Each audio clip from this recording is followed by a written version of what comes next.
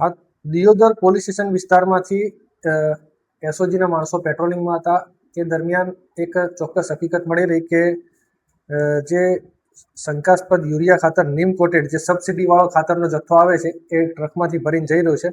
જે બાબતે એ ટ્રક ગાડી નંબર RJ19GH5681 ને ઊભી રાખી પૂછપરછ કરતા તો તે ડ્રાઈવરનું નામ અબ્દુલ ખાન દિલાવર ખાન ભૈયા રહે રાવડી, તાલુકો ફતેહગઢ, જિલ્લો જેસલમેર, રાજસ્થાનની ટ્રકમાંથી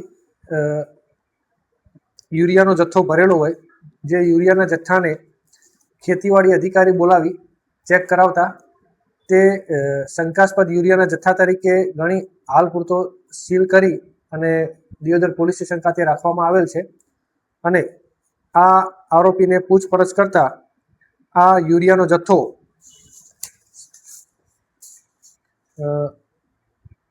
જેતરા દિયોદર રોડ ઉપર રાંટીલા ગામની સીમમાં નાયરા પેટ્રોલ પંપની બાજુમાં આવેલ બજરંગ કોર્પોરેશન નામના ગોડાઉનમાંથી ભરેલ હોવાનું જણાવેલ છે.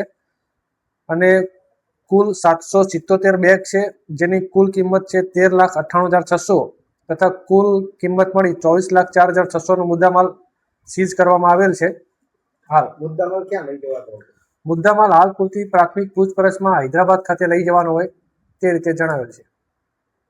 ચોક્કસ એ બાબતે જે ખેડૂતોને ખાતર નથી મળતું તે બાબતે જે યુરિયાના પ્રશ્નો હોય છે એ બાબતે જે ટીમ પેટ્રોલિંગમાં હતી અને એના પરિણામે જ આ ટ્રક પકડાઈ છે અને આ બાબતે ચોક્કસથી કાર્યવાહી કરવામાં આવશે.